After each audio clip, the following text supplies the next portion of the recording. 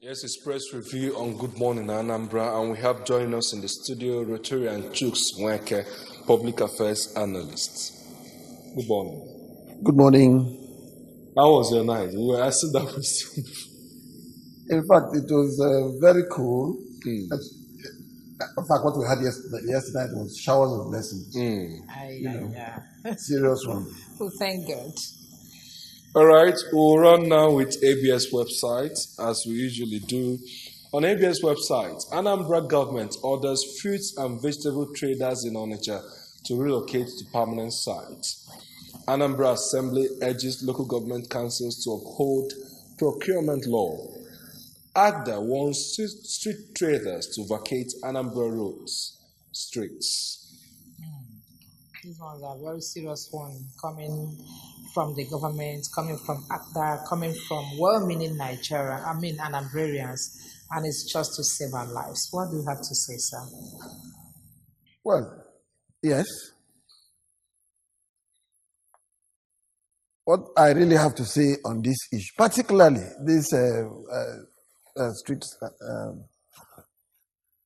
trading on the street, is a very good advice, and that is coming from government. We don't even need to wait for people to advise us on that. But for me, government should arrange, marketplaces for them. For instance, this Ikoka, it used to be well organized before now. But now you see all manner of structures blocking any little space, and then you don't get to see where these traders stay to sell their wares. Talking about inside. Yes, if you get inside a cocker, yes, I can tell you authoritatively that there are shops, lines that are empty, that are not occupied by people. Exactly. And our people will still bring out their wares on the road to display. Like we have always told them that the Bible said that where the corpse is where the carcass is where the naga. Ịghọtago na-ebe ozugbo na-adị na-eje ebe ọbụla ị nọ na-azụ afịa na-ebe ndị achọ na nchọrọ igo ife a sị m na n'ebe ọ dị I must go to that place to buy because there's no other place to buy. So why will you risk your life bringing those wares on the road? So who do we blame now? If there are empty shops, unoccupied empty shops, why would government force people to go and take over? Some of those people that are hawking there may not have shops inside. You see, I think government must take a very proactive action, move into that place. If there are empty shops, allocate it. Which they have done over the years, and people started complaining that too harsh on us. No, I'm talking about the empty shops inside. Yes, the empty shops are there. Yes. Most of them even rented, but people are so difficult. That's just the problem. Well, my take on that is that government has the final say. And that is the advice they are providing now. Don't trade on the street. Okay. All right, let's move over now to the Daily Times. On the front page of the Daily Times, we have Onongen, CCT chairman threatens journalists with 28-year jail term. You don't have powers to jail journalists doing their jobs, NUJ replies. Suspended CJN makes no case submission as federal government closes its case. Beside the nameplate, rerun polls to hold in Bauchi, Adamawa as INEC vacates court orders. We also have rerun polls. Police deploys 5 DIGs, 3 AIGs, 15 CPs to provide supervision. PDP exposes APC's plot to hijack rerun elections using military. EFCC kicks against U.S. report on anti-graft war. And we also have Air Peace gets third Boeing 777 aircraft to provide 1,500 jobs. Those are the stories that we have on the front page of the Daily Times. The case of the CJN. Yesterday, after presenting 3 witnesses, the federal government closed its case against CJN. Do you see a place where the CJN is returned? if they succeed with the no case filing, they'll complete by next week. Well, when you go to court, you either succeed or you fail. You understand? But my happiness indeed is that the judicial system is allowed to run its full course.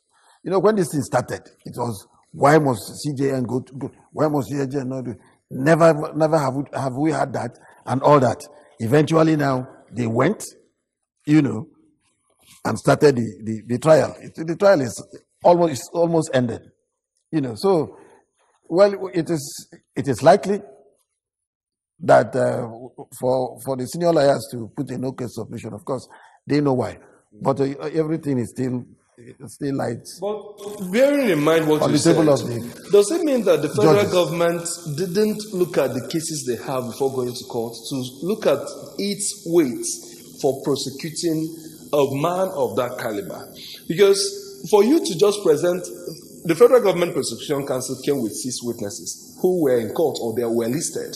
But after going with 3, he said he cannot continue again and closed his case against the CJN. Don't you think it's an indictment on the Ministry of Justice in Nigeria that they didn't complete, will I say, their homework before going to court?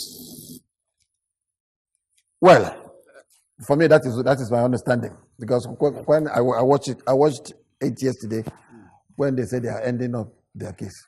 Yes, they may have presented the other 3 witnesses. 3 witnesses may not be so important to them. I don't know.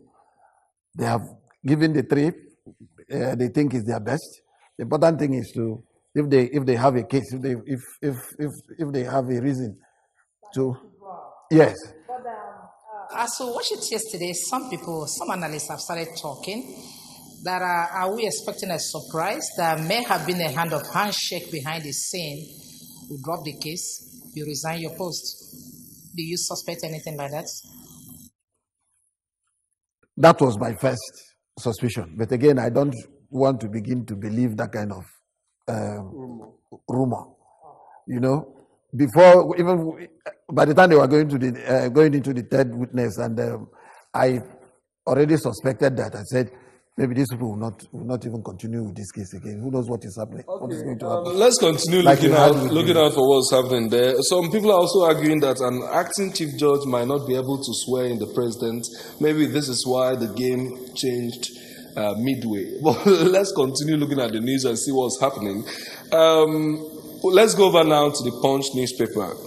On the front page of the Punch, NNPC begins rehabilitation of Port Harcourt refinery. I think that's a good news. Nigeria more divided in danger, says Obasanjo.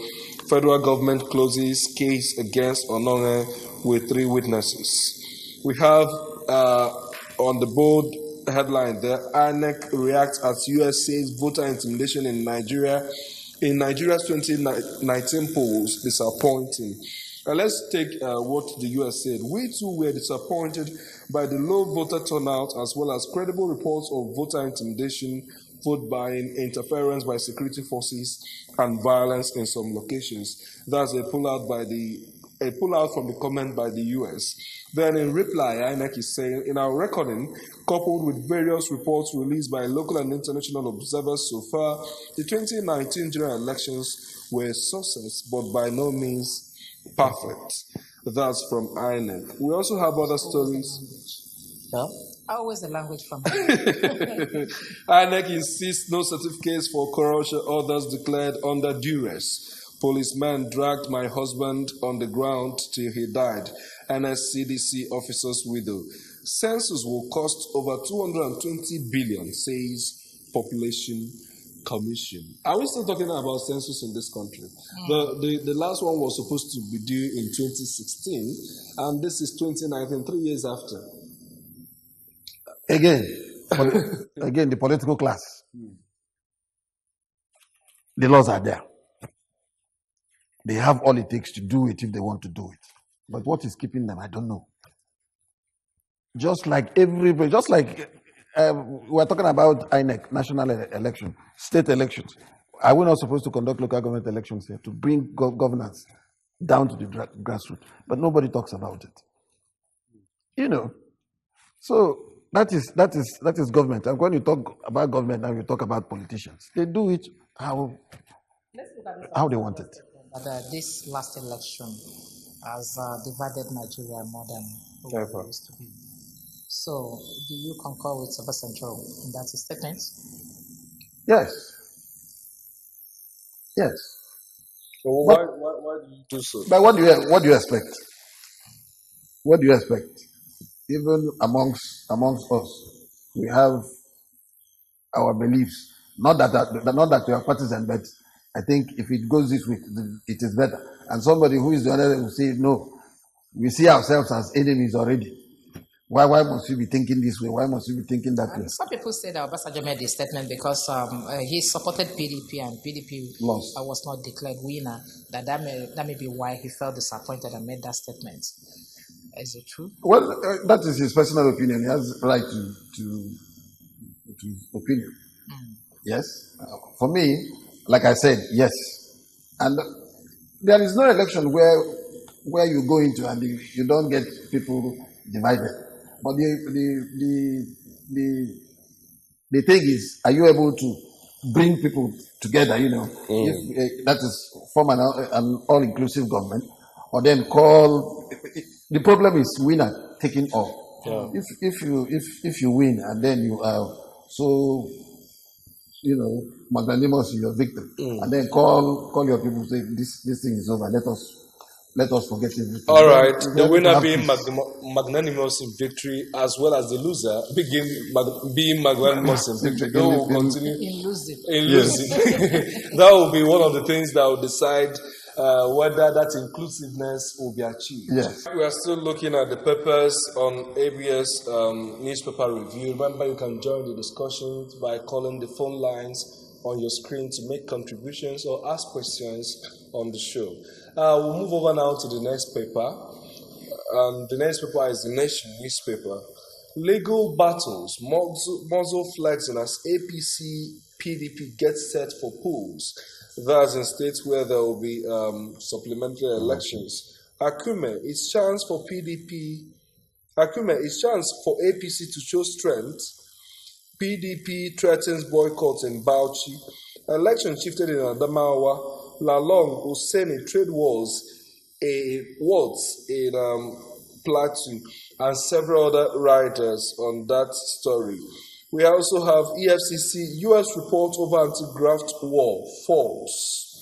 Rivers, INEC to resume collation of election results. We also have 4 vehicles burnt in Lagos gas explosion. Those are the number we could take for now on the front page of the Nation newspaper. Let's talk a little bit about the supplementary elections in some states. Bauchi's